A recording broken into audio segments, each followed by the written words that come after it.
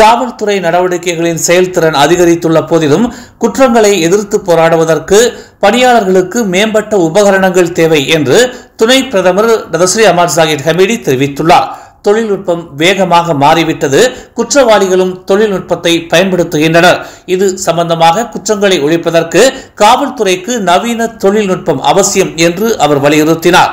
ஊத்தான் மெலிந்தாங்கில் உள்ள பாகாண்டத்தோ போலீஸ் தலைமையகத்தின் நடவடிக்கைகளை தொடங்கிய பின்னர் செய்தியாளர்கள் கூட்டத்தில் அவர் இதனை தெரிவித்தார். பாகாண்டத்தோ எம்பியுமான ஜாகிர் ஒழுங்கமைக்கப்பட்ட குற்றங்கள், எல்லை தாண்டிய குற்றங்கள் மற்றும் சைபர் கிரைம் ஒழிக்கப்பட வேண்டும் என்று கூறினார். AI எனப்படும் செயற்கை நுண்ணறிவு நுட்பத்தின் பயன்பாடு அரச மலேசிய காவல்துறைக்கு வழங்கப்பட வேண்டிய முக்கியமான கூறுகளில் ஒன்றாகும் என்று அவர் தெரிவித்தார். உலக வாணிப மையத்தில் நடைபெறும் 2024 கோலாலம்பூர் அனைத்துலக புத்தக விழாவில் இடம்பெற்றுள்ள பெவிலியன் ஸ்லாங்கூர் காட்சி கூடத்திற்கு 50,000க்கும் மேற்பட்டோர் வருகை புரிந்தனர். அதிகமான வருகையாளர்களை ஈர்ப்பதற்காக மாநில அரசு நிறுவனங்களின் கண்காட்சி, விவாத நிகழ்வு உள்ளிட்ட பல்வேறு நிகழ்ச்சிகளுக்கு இந்த கண்காட்சி கூடத்தில் ஏற்பாடு செய்யப்பட்டதாக அதன் ஒருங்கிணைப்பாளர் ஜஃபருல்லா அரிஸ் தெரிவித்தார். தினமும் காலை 10 மணி முதல் இரவு 10 மணி வரை செயல்படும் இந்த கண்காட்சி கூடத்தில் பல்வேறு இலக்கியவாதிகள் பங்கேற்கும் நிகழ்வுகளும் இடம்பெறுகின்றன என்று அவர் தெரிவித்தார். இஸ்லாத்தின் வலிமை மற்றும் சாரத்தை மையமாக கொண்ட மலேசியாவை ஒரு மடானி நாடாக மாற்ற முஸ்லிம்களை பிரதமர் டதஸ்ரீ அன்வார் இப்ராஹிம் வலியுறுத்தியுள்ளார்.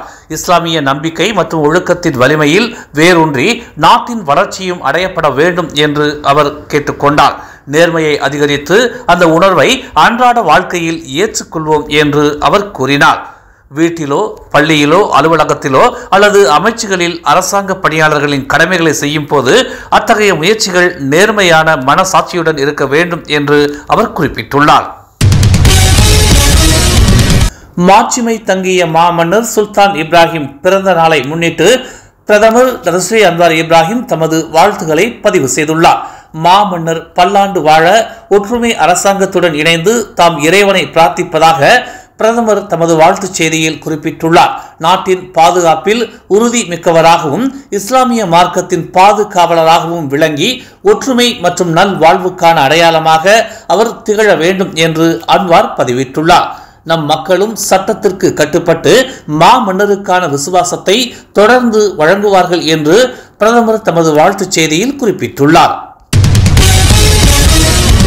மாட்சிமை தங்கிய மாமன்னர் சுல்தான் இப்ராஹிம் கம்போங் பாருவில் அமைந்துள்ள நாசி லமா வாஞ்சோ உணவகத்திற்கு வருகை தந்தது மக்களிடையே இன்ப அதிர்ச்சியையும் உற்சாகத்தையும் அளித்துள்ளது. கம்போங் பாருவில் உள்ள பிரபலமான உணவகத்திற்கு காலை உணவுக்காக தமது பிறந்த நாளை முன்னிட்டு மாமன்னர் அங்கு சென்றதாக சுல்தான் இப்ராஹிமின் முகநூல் பக்கத்தில் தெரிவிக்கப்பட்டுள்ளது. அங்கு இருந்தவர்களுடன் பேசிக்கொண்டும் புகைப்படம் எடுத்துக்கொண்டும் நேரத்தை மாமன்னர் செலவிட்டார் என்று அப்பதிவில் குறிப்பிடப்பட்டுள்ளது. கிளந்தானில் சட்டவிரோதமாக நுழைந்த 6 ரோஹிங்கியா நாட்டவர்களை தேசிய குடிநுழைவு துறையினர் கைது செய்தனர். சந்தேகத்திற்குரிய 6 ரோஹிங்கியா நாட்டவர்களும் கொத்தபாரு பேருந்து நிலையத்தில் கடந்த 2 நாட்களாக தங்கியிருப்பதாக பெறப்பட்ட புகாரின் அடிப்படையில் அவர்களை கைது செய்ததாக தேசிய குடிநுழைவுத்துறை ஆணையர் ருஸ்லின் ஜூசோ தெரிவித்துள்ளார். பெர்லிஸ் வழியாக கிளந்தானில் உள்ள தோட்ட முதலாளி அழைத்து வந்ததாக கைது செய்யப்பட்டவர்கள் வாக்குமூலம் அளித்த நிலையில் சம்பந்தப்பட்ட தோட்ட முதலாளியை தேடி வருவதாக தெரிவிக்கப்பட்டுள்ளது. பினாங்கில் உள்ள தஞ்சோங் தொக்கோங் துறைமுகத்தில் தவறி விழுந்த வெளிநாட்டு பணியாளர் ஒருவர் சடலமாக மீட்கப்பட்டார். துறைமுக பணிக்காக சீனாவிலிருந்து மலேசியாவுக்கு வந்த 52 வயது மியா பாடோங் எனும் பணியாளர் காலை 8 மணிக்கு தவறி விழுந்த நிலையில் மாலை 3 மணி அளவில் சடலமாக மீட்கப்பட்டதாக பாகான் ஜெர்மல் மீட்பு படை ஆணையர் டிக்சன் மாம்ஷி தெரிவித்தார். அவரின் உடல் பிரேத பரிசோதனைக்காக மருத்துவமனைக்கு கொண்டு செல்லப்பட்டதாக தெரிவிக்கப்பட்டுள்ளது. முன்னாள் பிரதமர் நஜீப்பை வீட்டு காவலில் வைப்பதில் தமக்கு உடன்பாடில்லை என்று முன்னாள் பிரதமர் மகாதீர் தெரிவித்துள்ளார். ஊழல் குற்றச்சாட்டுகளால் சிறையில் இருக்கும் முன்னாள் பிரதமர் நஜீப்பை வீட்டு காவலில் வைப்பதற்கு அனுமதித்தால் அது தவறான முன் உதாரணமாக திகழும் என்று மகாதீர் தெரிவித்துள்ளார். அப்துல் படாவி நாட்டின் பிரதமராக இருந்தபோது தாம் தான் நஜீப்பை துணை பிரதமராக பரிந்துரை செய்ததாக அவர் நினைவுறுத்தினார்.